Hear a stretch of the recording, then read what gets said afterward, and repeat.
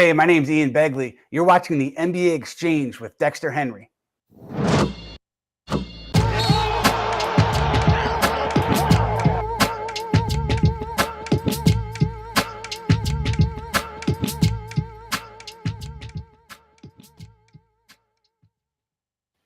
What up, everybody? Happy Wednesday to everybody. Hope everybody's been having a good week. I had a pretty good week, and welcome to the NBA Exchange. My week's been going great. Yesterday was the birthday. Had a nice, relaxing self-care birthday. Feeling good, feeling refreshed. I made it all about me, which is what y'all should do. Take care of yourselves on your birthday. I was able to do that, but I'm glad to be back with everybody because, of course, even on my birthday, still watching basketball. Because basketball never stops. You know what else stops here that we don't do on Wednesdays? Hot takes. We don't do that on Wednesdays. It's NBA Nuance with Wednesday time. And so my man Jarod Hector is here joining me as usual. My man Jarod is here. Jarod, how you doing, man? Are you as refreshed as I am today? I mean, I'm doing cool. I'm not as good as you, man. You out here at the spas. I see pork chops and red wine in the Instagram stories. I mean, I ain't living like that. But it's crazy. I didn't even post my dinner that I had last night. That was just a lunch. The dinner. I was at a little Italian spot. Okay. Had a little linguine and seafood mix that was absolutely fantastic with some wine, of course, because that's how we do. Got to do wine. So it was fantastic there. I had a good birthday, very relaxing. Jarod, actually talked to Jarod before. I talked to Jarod before I went in the spa yesterday and after I went. So he got the different side of both energies there. I mean, you had I need some me time right before, and then once you came out, you were centered, you were balanced, just like how we do this show. Nuance, man. This is what we're about. You know what's crazy though? As you get older, Dexter. When you were younger, what you want to do on your birthday and what's popping and all that. You want to be out with like a bunch of your friends and go tear it up. The older you get, bro, it's like, man, I want a nice dinner and a nice bottle of wine, and I'm good. I don't it's so on point. Like that's where I am now. I'm like, if I get time to myself and I get to do some relaxing stuff, like. I also I spent time with some family last night too, so that was fantastic. But if I get time to myself, that's like beautiful. Yeah, I'm not trying. Look, man, I ain't mad at the kids out there doing it. I'm just not out there trying to turn up. I ain't hitting no club for my birthday. It's a dub on that. We ain't doing that no more. But I had a good time. I had a great birthday. It was actually. Because the last couple of ones been through the pandemic although we still are in a pandemic. True. But this one, it's a little bit more freeing because some places and people have done things to keep us safe. So that is good. But we're going to talk some basketball. And before we get into what we have to talk about today, if you remember a couple of weeks ago, and I believe Jarod was here on the show for this, look, when people get eliminated, when things happen, we got to pay them the proper respect. This is what we have to do. Now, the Brooklyn Nets, I had my man Chris Milholland on here the other day. He predicted it. He said the Nets would not win in Game 4. I did not think they would either. The Nets went home in Game 4. The Nets were the first team eliminated from the playoffs. The Nets were the only team that did not win a single game in the playoffs, which is crazy considering the expectations. And shout out to my man Josh Eberle. He had this stat about how they were the first team since 1984 and 1985 that were the preseason favorites and didn't win a single game in the NBA playoffs. Absolutely crazy. The Atlanta Hawks, they also got eliminated too. But when teams get eliminated, our producer Greg is here. You know how we pay them the proper respects. Greg, hit it. You know what we do. Come on.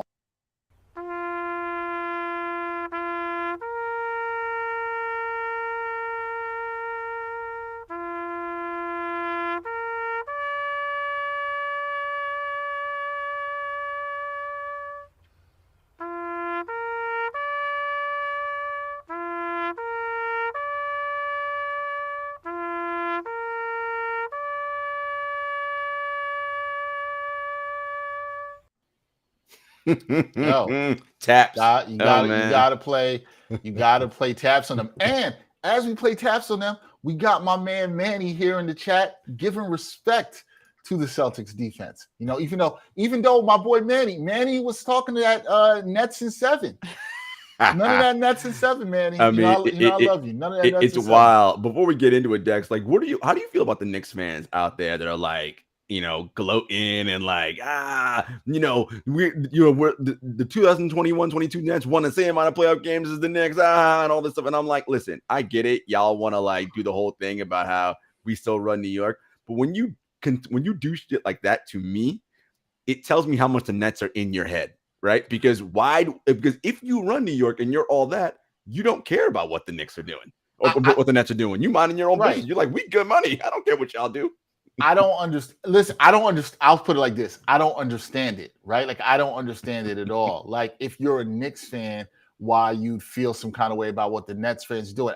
As somebody who's rooted for the Knicks their pretty much their entire life, I have no hate towards the Nets. I have no ill will and wish them towards the Nets. The Nets do their thing and the Knicks do their thing. That's kind of it. When we play them, you want to beat them. But listen, I'm Brooklyn proud through and through. Anybody that's wearing Brooklyn on the chest, I don't want to see y'all doing bad. I don't want to see things looking bad when you got Brooklyn on the chest. So I don't understand it, but I agree with you. I think it does show that those fans are there's insecure fans on both sides, Jarod, but they're in their head a little bit. I mean, you had Knicks fans rooting for Boston. That's how much come on. I'm like, what are y'all doing? And the other thing, not to rub salt in the wound, but what has your franchise done in the last 25 years that you out here beating your chest?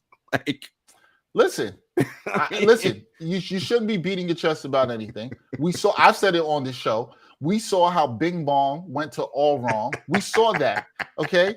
Like, listen, you got to be real about these things and like be a realist as a fan. But there's realistic, there's level-headed fans and there aren't. And I always see that on all fan bases and all sides. So I think it's funny. I think, listen, if you're waiting for a moment for another team's demise to then take shots, you corny. You corny. Like, I'm just kidding what it is. You corny. Like, you don't have to do all of that. Like, just worry about the team. The Nets are going to worry about getting better next year. Hopefully the Knicks can also focus on getting better and doing things. And New York basketball will be great. And maybe the teams play each other in the playoffs. That would be fun. And that'll be good. So, man, he says Nets getting eliminated is supposedly a chip for Knicks fan. I mean, if that's your thinking, like Jarod is saying, to me, that's a loser mentality. Yeah, you whack. You whack. Yeah, you whack. I'm just you whack. Like, either side. I'm just saying on both sides. Right, both sides. Nets fans too. Yeah, Nets fans too. If that's the way you're thinking, you're whack. Okay. Enough talking about the Nets. Sorry we had to play taps on you, but like I said, we got to pay the proper respect. That's all we do. That's for the Hawks too.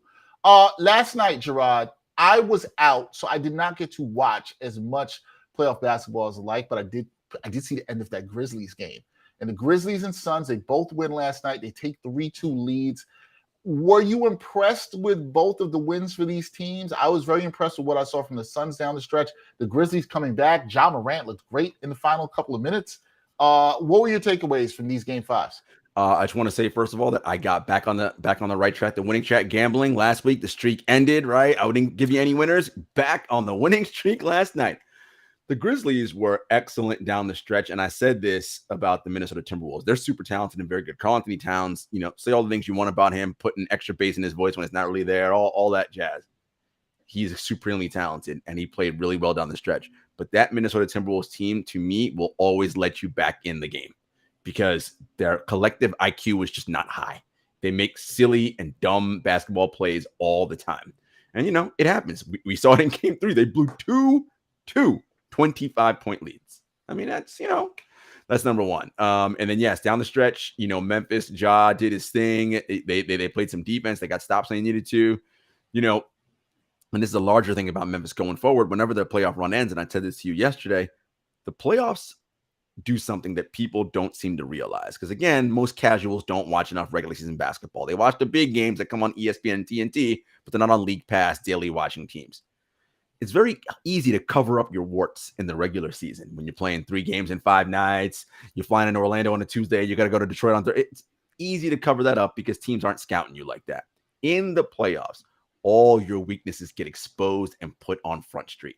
And for the Memphis Grizzlies, that half-court offense has got to get better because Ja Morant is really the only reliable creator, although Desmond Bane is showing us some stuff off the bounce this series as well, and playing really well.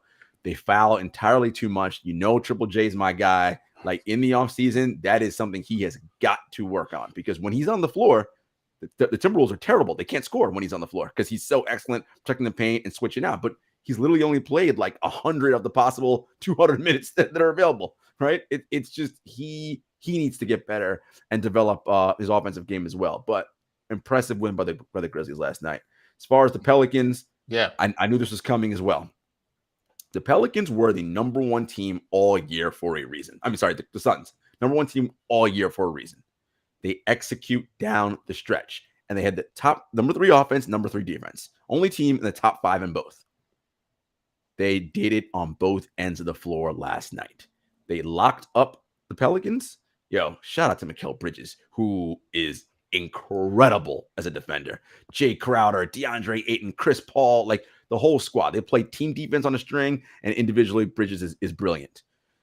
And then offensively, they get to their spots that they want, and they execute. Bridges had a phenomenal game. They shot the 3-ball well, back to what they've been doing all regular season. I said it's going to be a 10-point plus win last night, and it certainly was. And, I see them closing it out in Game 6. Yeah, I can see that. I was definitely impressed. Look, your boy Triple J, he's got to stay on the floor, man. Like you said, that's the thing. He's been giving. I mean, I hate to say nothing, but it's been very limited offensively, constantly in foul trouble. We know how I've raved on this show. He's an all defensive player, all defensive player. How fantastic he be on defense, but none of that matters if you can't stay on the floor. And you are right about the offensive versatility that needs to improve in the half court for the Grizzlies. I agree with you on that. Now, you said you did great on the betting. Did you take the Grizzlies? I think it was -6.5. Yeah, so that's the one I didn't hit. I did not hit the Grizzlies points and the over under, but I hit my props because I said Jaren Jackson Jr. 2+ blocks, Ja Morant 20+ points, Grizzlies win. Well, there you go. We got that. Which is amazing to trust Jaren Jackson Jr. for the 2.5 blocks in the limited minutes that he plays. I know. I was like, I was sweating that for a while. I was like, oh, come on, bro. And then I took the points. I won the points and the over under on New Orleans and Phoenix. And I said Chris Paul 10+ assists and Cameron Johnson 2 threes. So yeah. Not bad there. Not bad. I did okay last night, except for that Grizzlies spread. I didn't do so good on that. We'll see. So big game 5s, 2 big wins for the Grizzlies and the Suns. There we'll see. Now the Heat, they also advanced to the second round last night. Our boy Brian Fonseca is extremely happy. I talked to him this morning. He's feeling good. They got this win without Jimmy Butler. Were you impressed by what you saw the Heat do in this series, particularly how they shut down Trey Young? I mean, yeah, look, and Trey, listen, our boy Murph likes to think I'm a Trey Young hater. I'm not a Trey Young hater. Listen, I did admit that I went on TV and said he has high bust potential. I own that, right? And he is certainly not that. He is an elite player. But, man, again, playoffs expose your weaknesses. He is probably the worst defender in the NBA. And you see it. And when you are small and you are your team's primary offensive engine, when you're playing bigger, longer teams like the Miami Heat, that is problematic because the hardest thing to do in the NBA is to score consistently over size. It's fucking hard, man. Look, I mean, think about it. Kevin Durant, who's 7 feet tall, struggled to do it against the Boston Celtics. Trey Young is 6 foot on a good day. Like, it's just hard to do that, man. And when you don't have the right flow and balance around you to counteract some of those things, it's tough. But the Heat, this is looking good for them. You get Jimmy some time to rest. You get Kyle Lowry some time to rest because they're old guys. And you hope that Toronto wins Game 6 and extends that series and pushes it to 7. And also, I mean, I'm sure we'll get to this at some point, but man, Dexter, Philly best win Game 6. Because if they don't, whoo, you're on mute. I had 2 friends of mine. Sorry, my mic is muted. 1 second. My mic was muted. Mm-hmm. I have 2 friends of mine who are both from Philly, and one texted me the other night after the Game 5 loss and was like, yo, are they going to be the first team to blow the 3-0 lead and lose this? And I was like, I didn't want to say anything because I didn't know what to say to them. And here's the thing. I'm going to see those guys next week down in Philly, and if they do it, they won't be looking at me too nicely. So what happened in baseball, right? Everybody remembers when the Red Sox came back down on the Yankees from being down 0-3. And I remember this clearly. It's not like it's something super smart or intelligent. Yeah. But I said, yo, Yanks best win Game 6. Because if they don't, And what happened in Game 7? It was over from the first inning. It was just because at that point, once you've come all the way that far, the other team who was up 3-0, they're the ones with all the pressure. Sphincters getting super tight, everybody nervous, worrying about who's getting fired. Listen, man, and I'm telling you, if that happens, things are changing in Philly for sure. Doc Rivers ain't gonna be long for that job. I'll tell you that. Whew, that'd be bad. I can't. Well, it's gonna be real. It's gonna be interesting on Friday. I'll tell you that much when we do Friday's show. Depending on what we talk about, it's gonna be very interesting with that. We'll see. Yeah, but no, he'd have been impressive. That's fine. Okay, what we wanted to focus on with today's show is we wanted to talk about narratives in the playoffs. Jarod and I have long talked about this, and I think Jarod and I will probably say that we are not the kind of people, the kind of journalists that are in this. Oh, we buy into the narratives, but we understand that narratives shape a lot of things in the NBA, right? It affects, we've talked about this before in the show. It affects how people vote on certain regular season awards. It affects how fans and sometimes even us in the media look at things in terms of how series go or players go. So as we kick off this conversation, the one thing I want to ask to Jarod is, are narratives necessary really for us to enjoy this sport, to enjoy the playoffs in particular? There's so much placed on these narratives, and I think they have such a weight and effect, at least in my opinion. But are they necessary at all? Or should we look deeper into the numbers and the facts? Maybe that'd be good. I mean, it's weird, right? Because they are necessary, not for us. And not for diehard people who not only watch every game that their team plays, but watches the league as a whole, right? Because I think you have different kinds of fans, right? You have your casuals, you have your fans who just turn in for the playoffs and the big games, you have your diehards who support and follow only one team, but you have your deep NBA people like us who cover the league and sickos who stay up all hours of the night during the week watching West Coast Sacramento Kings games, right? Because we just love the NBA and want to be able to speak intelligently about it. For people at that level, you don't need narratives and storylines because you watch the games. But for the casual, right? Yes, you do. That's how we learn. That's how we tell stories. That's how we explain things. It's through storytelling. And it's who's the hero, who's the villain, right? Henry Abbott-True, my boss, he talks about this all the time.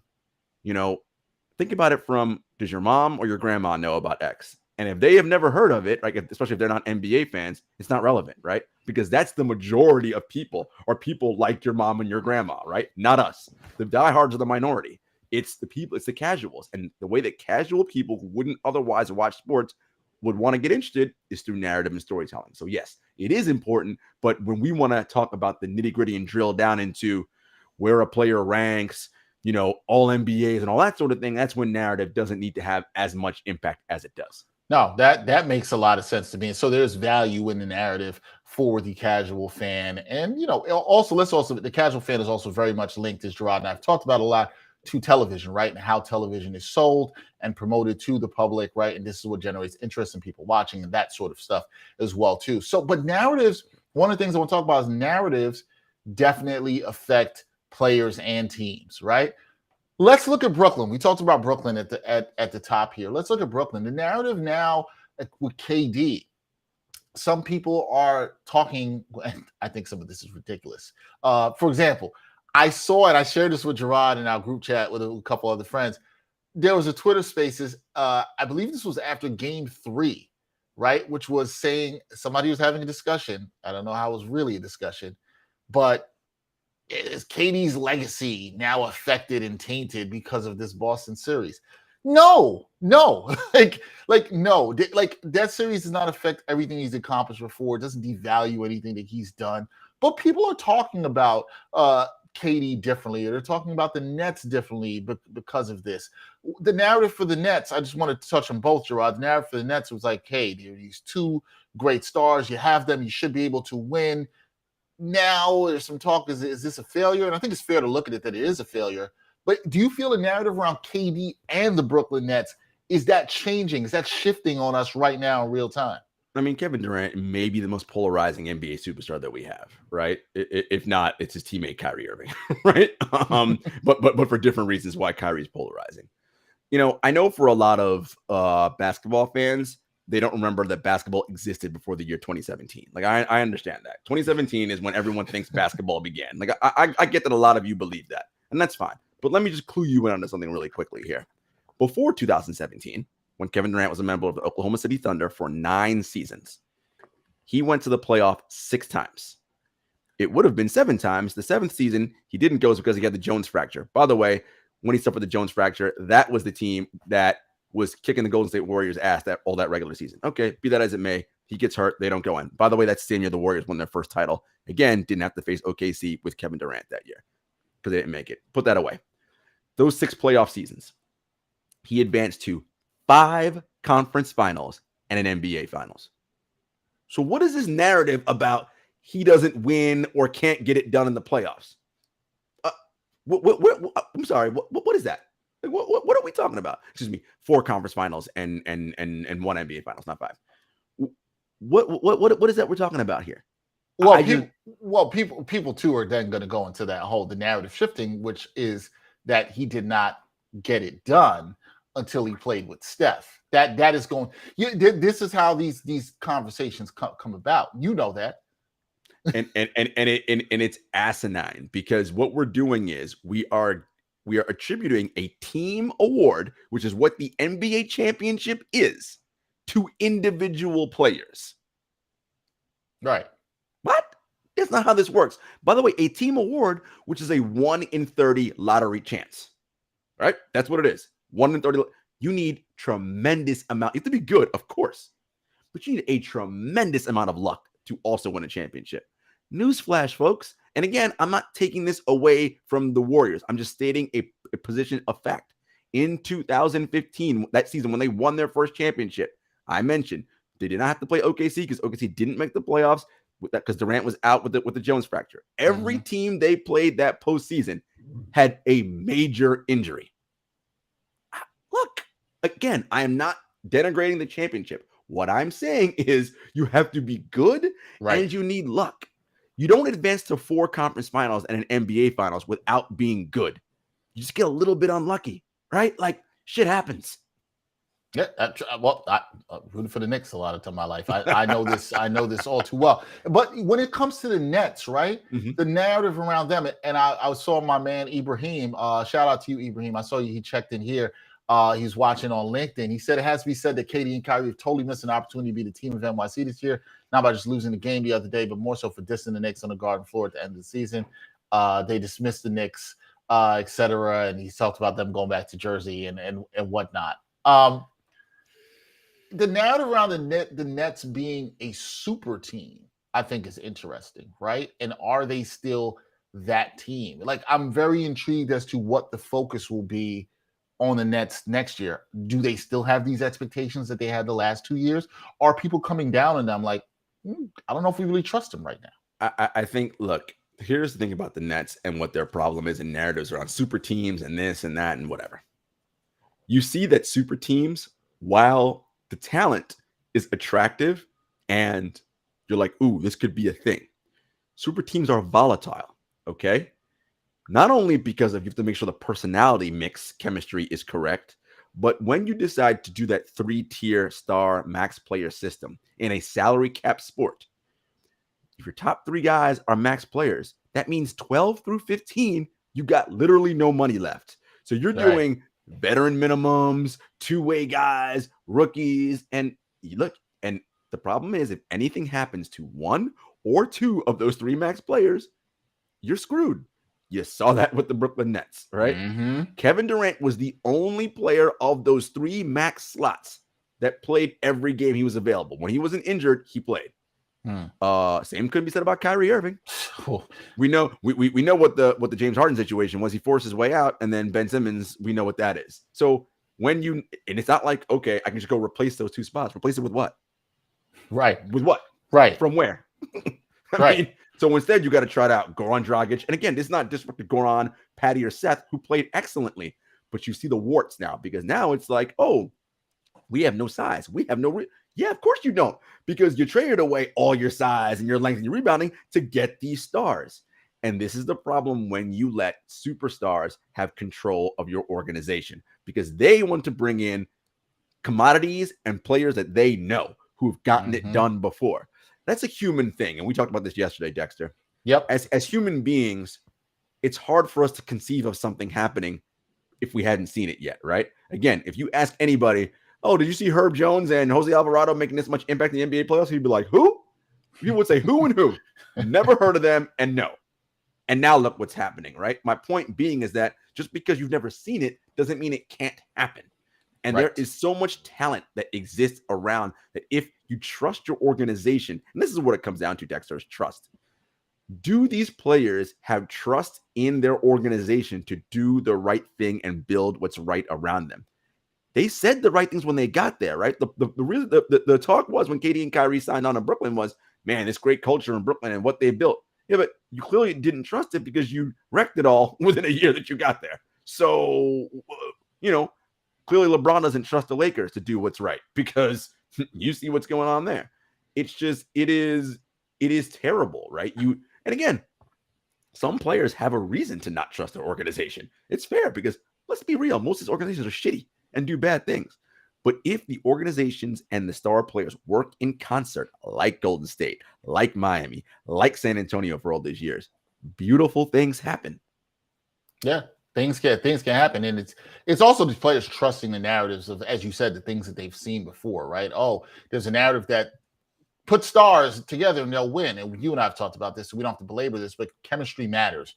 And I think that's maybe one of the things you can look at. And I'm intrigued to see, do we start seeing a narrative shift around this in sports and the NBA that people actually start to awaken to that and say, oh, maybe we should care about the people stuff. Maybe we should care about the chemistry.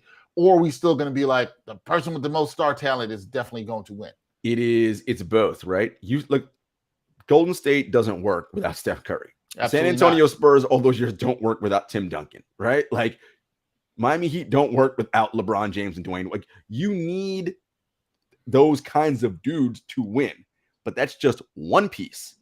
All the rest of it has to add up. Like you said, chemistry, fit, all of that matters, and trust among the team. Coach Thorpe, I'm sure, who loves the term royal jelly, and that is that ability. And so royal jelly, for those of you who don't know, that's the food that adult bees secrete out to larvae, baby bees, that turn some of them into queens, right? Not all baby bees turn into queens, but some do. If a team spreads out that royal jelly, so the idea is elite talents like LeBron and KD, it don't matter where they go. They're going to be great no matter where they are. Just about everybody else needs a nurturing, loving, supporting environment for them to reach the best version of themselves. And if the organization doesn't have that, how do you find your Jordan Pooles? How do you find your Max Struses and your Gabe Vincents? Right? All these players who people are like, who actually matter in the playoffs, right? Hey, but when you don't have those, that doesn't, you can't find those diamonds in the rough. Yep. Chemistry is important in the organization. I see Ibrahim says it starts with the coach. I agree, E, but I think it even starts higher. It starts with the front office, setting the culture and who the coach they hire, the players they draft, all that kind of stuff. I think it definitely starts with the coach when you're filtering it down to the players. Totally agree with that.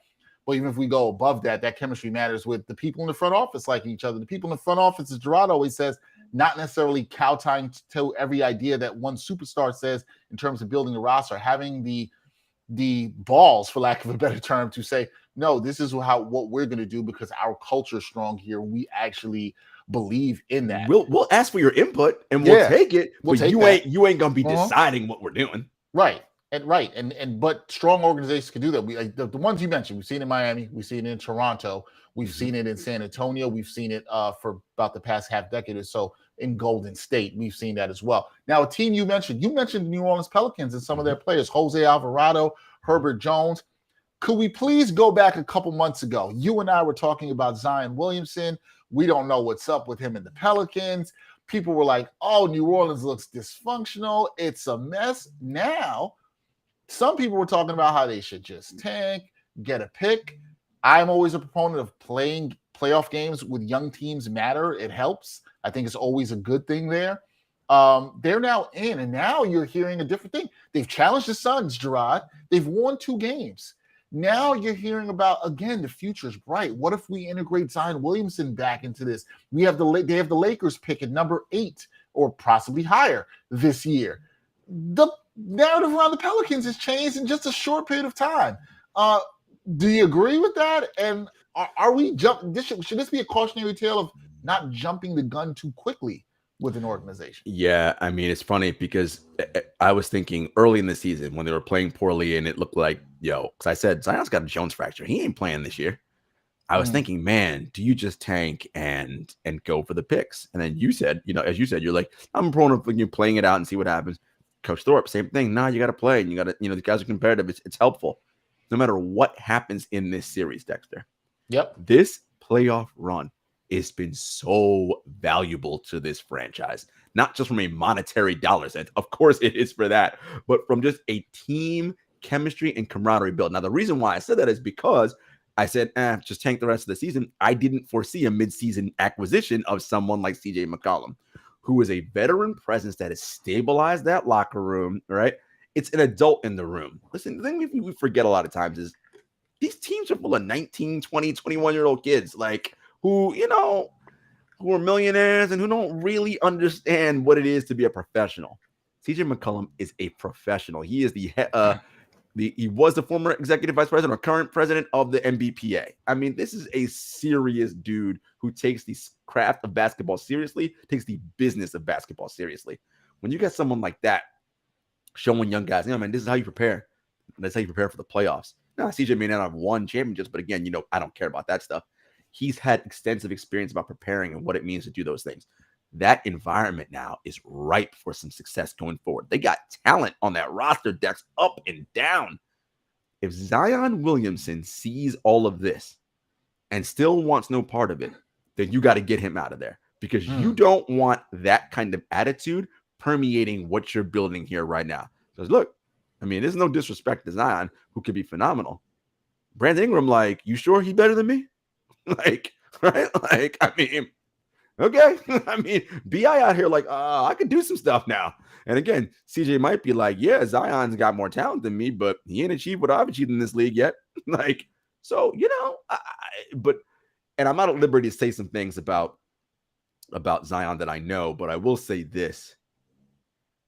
He is seeing what's happening there, and he's liking what he's seeing. And that's really all I can say about that.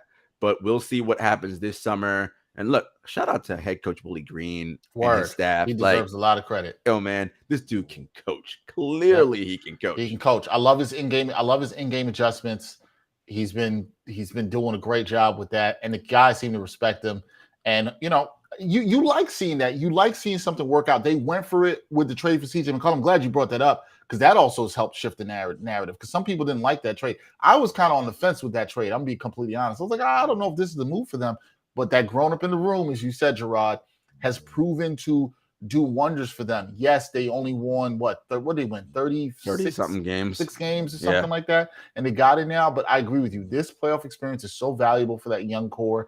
Jackson Hayes, Brandon Ingram, Herb Jones, Jose Alvarado, all those guys. And they come back hungry, Dex. This something on work. Imagine this team with a fully bought in and healthy Zion.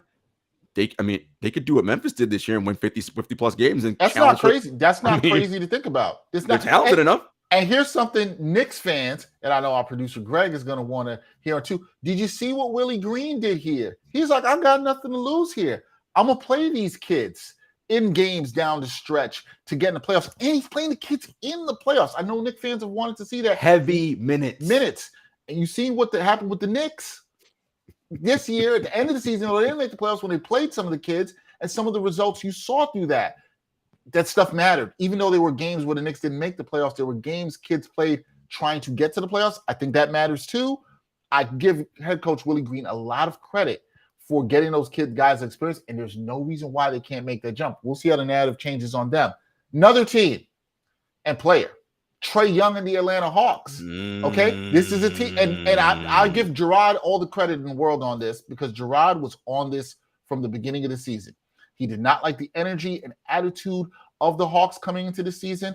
I personally was not as high on the Hawks from last season through their playoff run. I still think they have a lot of deficiencies on defense, which bothers me. So I've never done that. Trey Young is literally the worst defender in the league by advanced numbers, or he's at least in the bottom 3. I think he was this year. He was not the worst anymore. But he got shut down in the series against Miami, right? It was Ice Trey, killer in the playoffs, did his thing at MSG, all that stuff. Didn't see that here. Atlanta's got some issues. Everybody thought they were going to be the next darlings of the East. All this team could run and win in the East for the next 4 years. Now, what's the narrative about Atlanta going into this offseason, Jarod? Is this a team that, are we even looking at them the same way as this young upstart team, or is there a lot of changes to be made by Travis Schlenk and the guys down there in Atlanta?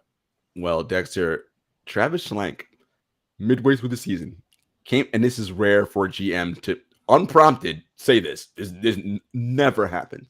Maybe I shouldn't have brought everybody back. When I heard that, I was like, oh, damn, it's about to be on in Atlanta. Look, Nate McMillan didn't suddenly forget how to coach. That's not what happened between last year and this year. This starts at the top with your best player, that being Trey Young. And Dexter mentioned it. I said it on this show. I've said it on a million other shows. I'll say it again.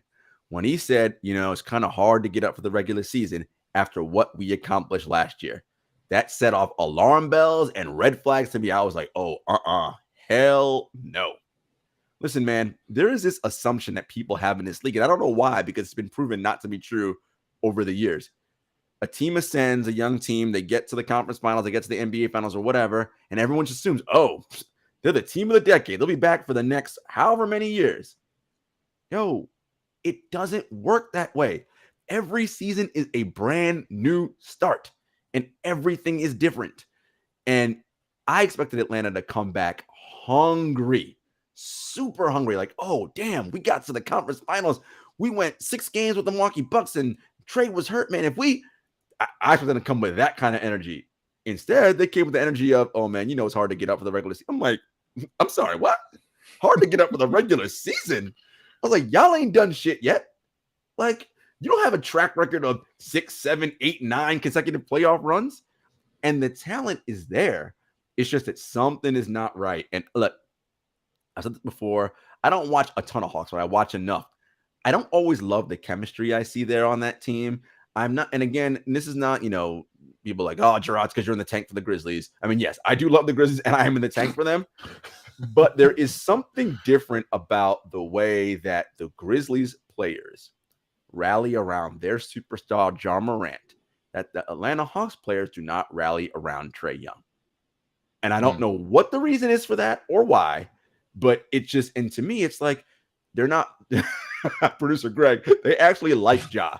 Well, Greg, I mean, I didn't want to say that, but and if your star player is not engendering that kind of goodwill and support from his teammates, that's not a recipe for success, man. And look, this team is young and super talented. Coach Thorpe wrote something for us saying they're going to win a championship the next 5 years. I could see it because the talent was there. They had everything you needed, but something's just not connecting right there. And that is what we talked about earlier, Dexter, with teams. There's something chemistry-wise, on the people side of it wise, that at the end of the day, guys, this is a job and work. And sometimes the Hawks players look like they don't like coming to work. And that's something that's really interesting if that is the case. Evie checking and saying Trey Young plays poorly when defended by super aggressive guards. And sure, we saw aggressiveness and length against him with the Miami Heat. But supposed to be Trey Young, he was the killer. Ice Trey. And we didn't see none of that in the first round. No.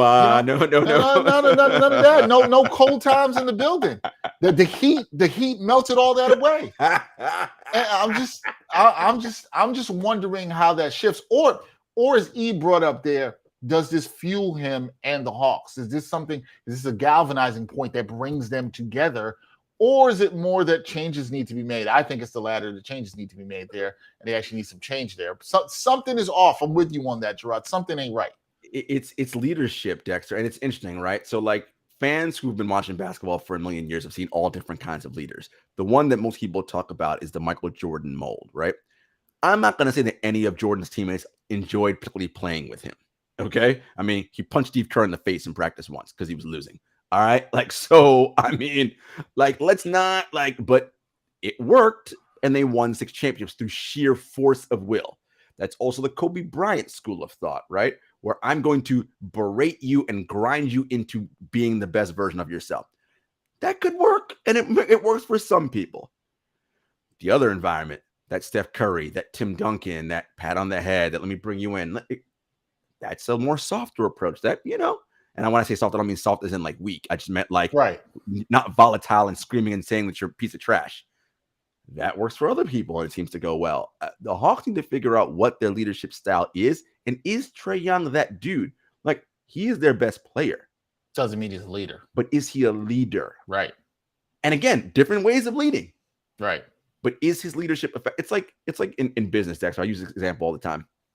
Let's say you go work for KPMG or Deloitte or one of these big four firms out of college. You start out 3-4 years, you follow the track and you're killing it in your function, accounting, consulting, whatever it may be. Well, the career track now says, well, you've been killing for 4 years, outperforming expectations. You're going to be promoted to senior manager now. Now you have to manage a team of consultants and accountants and whatever.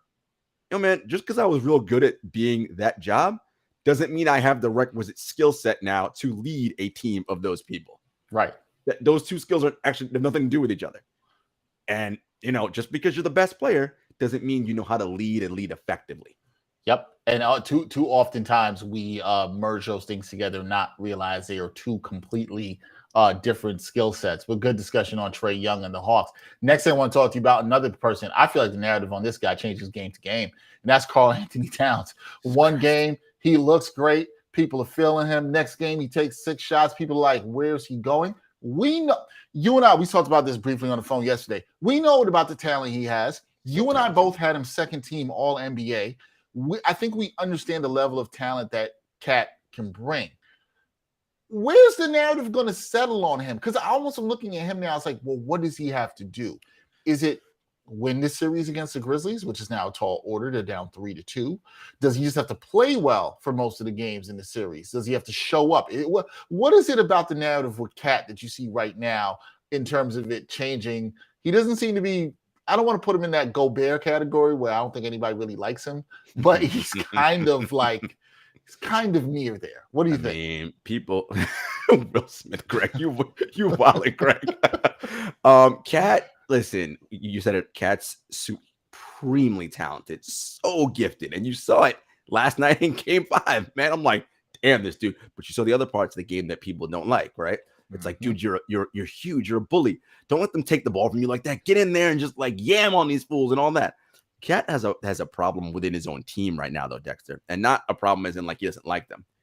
The problem is there is a second-year player who everyone loves more and sees as the guy in Anthony Edwards, and that is a problem for Karl Anthony-Towns, because while Ant-Man is real and he just says whatever he feels, and I want to sound like an old dude on the lawn and whatever. Look, first of all, I love Anthony Edwards. He's refreshing. I think he is a joy. He is phenomenal.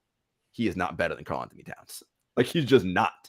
Now, I understand what your eyes tell you. Yeah, but he took the game-winning shot to 3. Yeah, he's fearless and he has all the outward expressions of what we think a superstar is.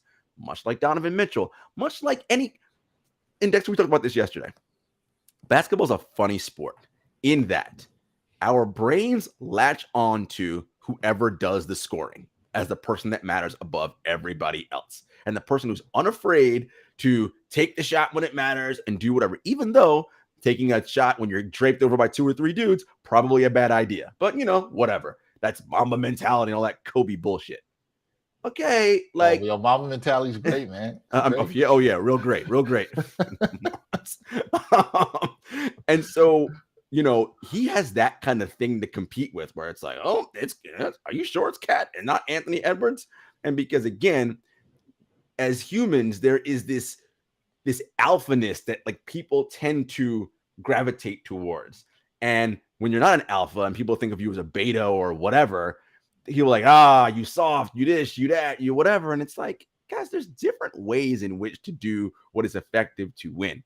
All that being said, Karl Anthony-Towns needs to play like he is the best player on the floor, because even in this series with John Morant, Karl is so gifted, Dexter. Cat can be the best player on the floor, but he doesn't do it consistently enough. He shows it in spurts, like in Game 2, he showed it, and in Game 4, he showed it. But he does. It's like, no, man, I need you to show that shit every single night, and he doesn't. It waxes and wanes, and that inconsistency, coupled with, let's also be real about this, when you see him on those stupid ass Twitch streams and his voice sounds a little, not what people want a 7-footer to sound like. Well, then everybody got, we knew he was like this, whatever. And I'm like, all right, guys, like, come on, like, what are we doing here? I think people were sometimes a little bit too hard on him. I think they're a little too hard on him. And the narrative really just keeps, I feel like it's a roller coaster with him. Like I said, changes game to game. Moving along, I want to talk about another guy where I feel like the narrative has really changed in the last couple of years and maybe should change in how we look at him. And that's Devin Booker of the Phoenix Suns. Devin Booker, let's go back for a second, everyone, because we're also going to share you some inside knowledge into our one of our group chats here. Somebody said they thought Tyler Hero could be better than Devin Booker. Somebody we all know and love said they thought Tyler Hero could be better than Devin Booker. The person also said they thought Bam Adebayo could be as good as Kevin Garnett. You could probably figure out who that person is. But Devin Booker, at the beginning of his career, there was a lot of talk, is he going to work in Phoenix? He's kind of just this guy that puts up numbers in this sort of way. He doesn't impact winning. You heard that a lot around Devin Booker. Would he be traded? Would he get out of Phoenix? Would he go to a bigger market? You heard all this stuff. Now, and I want Jarod to expound more on this because he talked to me about this, and I thought he brought up a good point for this conversation, which is, I don't think you can say that at all. When you looked at the playoff run that the Suns had last year, when you look at Devin Booker being injured now, right? And I'm just going to leave it at that for Jarod to take it from there. But I don't think the narrative around this guy is nowhere near the same that it was a couple years ago at all whatsoever. It shows you how quick things can change within one playoff run. Like this literally all it took. One playoff run, folks.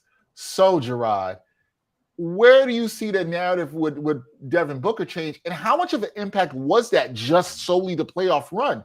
Has he been this dude? Has it been that he's gotten better? Or is it really everybody just changed their perception of him because they saw him more on national TV? Now, for sure, Book definitely got better. That happened. No question. He's gotten better every single year.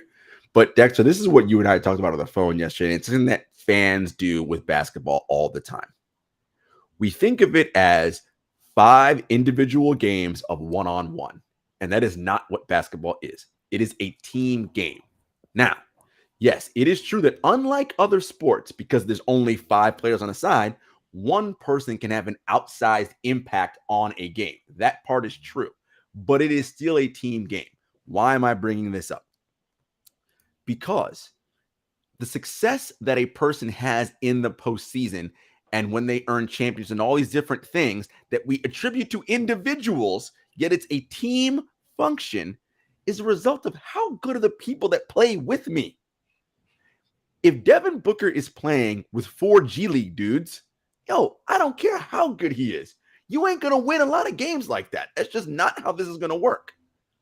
All of a sudden, DeAndre Ayton starts developing into his own. They make some proper acquisitions. They acquire the point guard in Chris Paul. Okay. Now it's like, Devin Booker really is that dude. Yes, because his teammates have improved, right? This idea that, you're just going to go grab 4 dudes from fucking 24-hour fitness and win championships. Like, no, like that's not a thing. Like, I don't know what you people do when you watch basketball and that's how your brains work. That's not how you win. Not in today's NBA. You need a roster full of super talented, skilled people who excel at their roles. And that's what Phoenix is right now. So now, Devin Booker in the past, he had to do everything. Point guard, create the shots, he had to do well, now you don't got to do everything, right? Okay, I can play defense because I'm going to bring the ball up every single time and get us into offense. I got Chris to do that. So I can guard better, right? I can develop my playmaking now because I can be a secondary playmaker and I can accentuate the things I do well, which is shot making, getting into attacking the cup, shooting from 3, all the different things. Because he was already someone who scored 70 points. Early in his career. So we knew he can get that off in this game. But in the NBA, individuals do not win at the highest level. Teams win at the high. No matter what you think about all this Kobe system and Michael Jordan and all this other nonsense, you need teams. That's how this works. Teams. And so Chris Paul, I think, is the Suns' most important player. But Devin Booker is the Suns' best player. And you're seeing it now because if Booker's healthy, we're not in a 3-2 situation right now. I think that New Orleans got that one game, but that's the game that Booker got hurt in. Let's say that I'll give them that game. Let's say New Orleans wins that game. Fine. I think the Suns win this in 5, right? But they're able to get that second game, and now it's like, oh, we're extending a little bit further than we want to because you are missing someone who's 27-5-5. I think it was plus 3.8 this year in estimated plus minus. I mean, this is an elite player. Elite player. Yo, we gotta get you to stop hating on the Kobe system here, man. Like, yo, man, Kobe system impacted and changed lives out here. You out here hating on the Kobe system. Impacting and changed. He said Kobe system, Michael Jordan, and all that nonsense. Yeah, all the nonsense. Okay, last one, which is this. I say this for last because it's sure to get Jarod fired up a little bit. Here's another narrative, folks. We know the game is sold, as Jarod spoke about, in terms of to the casual fan with stars. We understand that. If you've watched this, this is what it's been. But there was some conversation with Jarod's boy, the king, LeBron James, not being in the playoffs this year, that ratings might suffer. It might hurt the game. Something I didn't necessarily agree with because I think there's a lot of great young talent. It's now their time to shine. And I think we're seeing that. So true or false? Is the NBA worse off, right? Or do they need LeBron in the playoffs? I think these playoffs are an example that they don't. But Jarod, what do you think? Do they need your boy here, especially with that Laker branding behind him, for some winning time in the playoffs? Is that what they need? I see you did there. Shots to winning time. Look, again, when you're talking about the casual fan, LeBron James is a name that every casual fan has known since he was 16 years old. So again, the NBA is a television show. He is the main star in this TV show. It's like Tony Soprano, right? Everyone, I know who that is, right? But the NBA, what they need to do is, hey, yeah, LeBron matters. Go on him, but you got stars up and down this league. This Minnesota-Memphis series, excellent, and I'm so glad that only one game was on NBA TV. Everything else has been on TNT and ESPN. Yo, man, put them on prime time. Let the world see Ja Morant. All right, The world will fall in love with someone like Ja Morant. The casual fan will get behind Ja Morant. Obviously the Warriors have that equity in that brand name, Steph Curry, and all that stuff. As we move forward in the East, the Celtics, Boston's already got a built-in legacy fan base because of them being one of the oldest teams in the league and won the most championships. Tied for the most, whatever that number is with the Lakers. Jason Tatum, Jaylen Brown, those are stars, right? Like, start shining light on other people because I know people don't. LeBron's going to stop playing basketball at some point. Like, it's going to happen. And we need to have that situation. We're not like, oh my God, who's our next? It's not about no next. Everyone's next, right? You got stars wherever you look, and you have stories and narratives. See what I did there? That you can push and sell to put out there, right? To then say, ooh, that's a good storyline. So's that one, right? Like any good TV show does. So I think the league is in fine hands. I think that, they need to start thinking about how they push and promote their product going forward because sports watching consumption has changed in the last 20 years. TV consumption has changed. When we were young, Dexter, and the playoffs were, my God, we would be glued to our television sets as teenagers. Like, teenagers don't do that now. And teenagers who play ball don't even do that. Yep. And that's a problem. And so the league's got to start figuring out, okay, how are we going to make this so that we get people to not tune into the old model, but tune in at all, right? Into however we want to sell this TV show. Yeah, and that's something they're going to have to figure out. All right, really great conversation around NBA narratives. We are going to take a quick break. When we come back, Jarod says he wins y'all money every week, all the time. That's what he does. We might have to start calling it the Jarod winning system because he damn sure won't call it the Kobe system. Hell no. At all. Hell no. But Jarod always says, I don't want to say wins you money all the time. He says you're guaranteed to win at least one. And that is not a hot take, folks. When we come back, we're going to do our NBA picks. Only 2 games tonight. We'll tell you how we are going to bet on those when we come back on the NBA Exchange.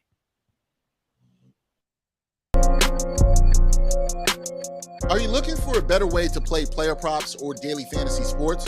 Well, look no further than Prize Picks. Prize Picks is the leading over-under daily fantasy game. Why? Because it's so easy to use and win. You can make your picks in under 30 seconds and win up to 10 times your money in one day. Right now, we have a special offer for our viewers and listeners of the NBA Exchange. All you got to do is sign up now and use the promo code NBAEX. PrizePicks will match your first deposit up to $100. Yep, that's right. They'll match your first deposit up to $100. So, join the over 150,000 others who found a better way to play and download the PrizePicks app today.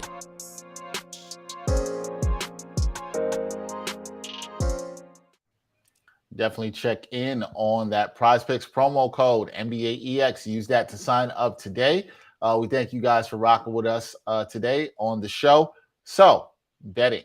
Jarod's going to win you some money. We got 2 games tonight, light schedule tonight, as we got some teams already up out of here, some teams that have moved on to the second round. Some second round games will start this weekend, hopefully. Maybe Philadelphia will be in a game 7. We will see about that. That could be on Saturday.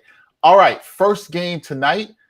This game and this line. We're talking Bulls, Bucks. A lot going on for the Bulls. Zach LaVine in COVID protocols. He's out. Alex Caruso in concussion protocols. He is out. You see the line here on the screen. Yes, that is correct, folks. Bucks favored -12.5. Jarod, are you liking this? Is this a stay away? Is it too many points for you? How are you seeing this one? I mean, it's, anytime you see big numbers, lines in the playoffs, it's always kind of makes you nervous, right? You're like, I don't know, man. I don't think, but as you mentioned, no Caruso, no Zach LaVine. DeMar DeRozan's going to have a heavy burden unless he's capable, unless he's having one of those 50% shooting nights from the mid-range.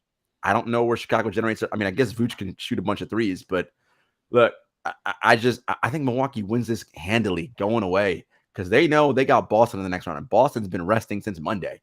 And Milwaukee does not want this to extend to a game 6. They do not. They're like, no. We know we want to defend our title. We want to give Chris Middleton some rest and all that jazz. So look, I think the Bucks win big tonight. I like that. I like that line there. If you're looking at single game parlays, take the Bucks win. Giannis 30+ points. I think that's an easy one. If you want to get a little spicy, you can go Bucks win, Giannis 30+, and Vucevic 2.5+ threes. Right? If you want to get spicy with it, but I think this is a Bucks walkover, pretty easy. The thing for me is I like that single game parlay. The Bucks winning the Giannis plus 30+ points. I worry about that a little bit if the game gets to such a blowout because you think it'll be out of hand. You think that they sit Giannis. That they'll cover, that they sit Giannis. That's my concern in this. I do see this be a blowout. It's one of these rare occasions where I'm like, I'm actually kind of comfortable with the 12.5. Yeah. I'm usually nervous about that in the playoffs, so I'm with you on that, Jarod.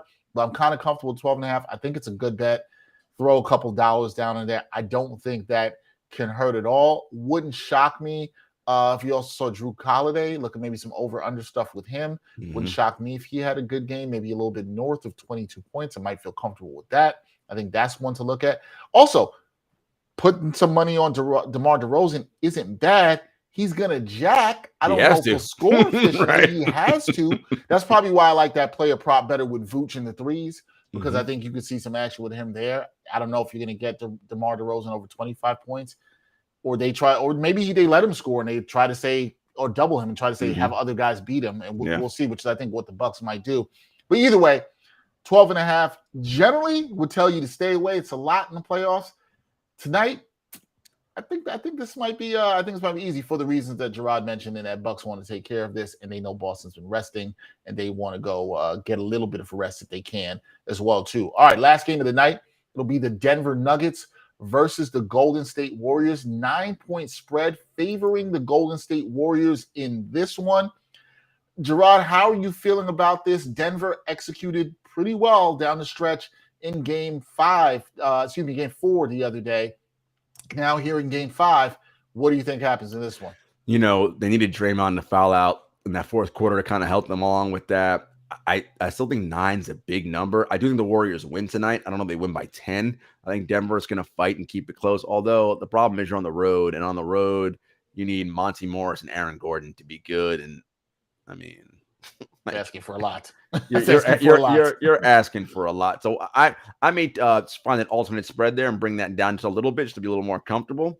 And if you're looking at single game props, I like Curry and Clay to go both have 25 plus points tonight. And the Warriors win. If you want to do that single game parlay or take either one of them for a single prop. If you're looking for Jordan Poole 3+ threes, Nikola Jokic triple double, anything in those range should give you guys some decent money tonight. Yeah, I like the Warriors to win here too. A little bit slightly uncomfortable with the -9. Would probably go down to a -7. I've seen some lines, just checked it. So it's at 8.5. So they have to win by 9 or more for you to win. So okay, maybe even get that down to -7. 8 seems like a number or more than winning that could be pretty comfortable with. However, I think this series is over tonight. The Nuggets don't have anything on the road. Golden State, we saw it through the first 2 games in San Francisco. They have smashed them. I think the same happens tonight. I think they want to get their rest. They're probably looking ahead. They know Phoenix is definitely going to have to play Game 6. They want no parts of that. They know that their next opponent, which could be Minnesota Grizzlies or Minnesota, is at least going to play Game 6. So they want to get their rest too. I think teams like that, they're motivated. Curry's looked great. That teams look like a well-oiled machine back to what they are. I think they end this tonight. If you like them by like 7 points, a little bit more. I said line at 8.5. You feel good at 9, fine. But I think this is a good bet tonight, and I like some of the props that Jarod said. Also, why not throw a couple dollars down on Jokic getting the triple double? He probably wants to go out with some of a bang. My problem with the triple double for Jokic is he won't necessarily get the assist because you can't trust those dudes to hit shots. That's the thing. It's a long shot, but you're really then if they get a triple double from Jokic, that means other dudes are hitting, and then they probably win. So I don't see that happening. So you're going to get great odds on that, but those are the odds for a reason. They're the odds for the reason. All right. Hopefully win some money. That is the Jarod system out there, because it damn sure won't be the Kobe system. That is the Jarod system there. All right, that's going to do it for this edition of the NBA Exchange, NBA with Nuance Wednesdays. No hot takes here. Told you we didn't give any hot takes. We played the Brooklyn Nets, the proper respect, and the Atlanta Hawks too. You saw that tonight. Thank you to everybody checking in. Shout out to my man Manny, Ibrahim, so you checking in on LinkedIn. Also Wesley checking in. We appreciate you. Continue to follow the NBA Exchange and support us in whatever we do. Check out Jarod, his work on True Hoop. They'll have another episode of Bring It In coming in on Friday. Also check him out on the 7 Footers podcast and the betting show, where you get the Jarod system every Tuesday night. You'll get that as well too. I'm about to go back to my week of relaxation because it didn't end with my birthday. I'm not into doing the birthday month, but we're gonna stretch this out for a week. We're gonna have this feeling good. We're gonna do that. He's Jarod Hector. I'm Dexter Henry. Until next time, y'all. Peace.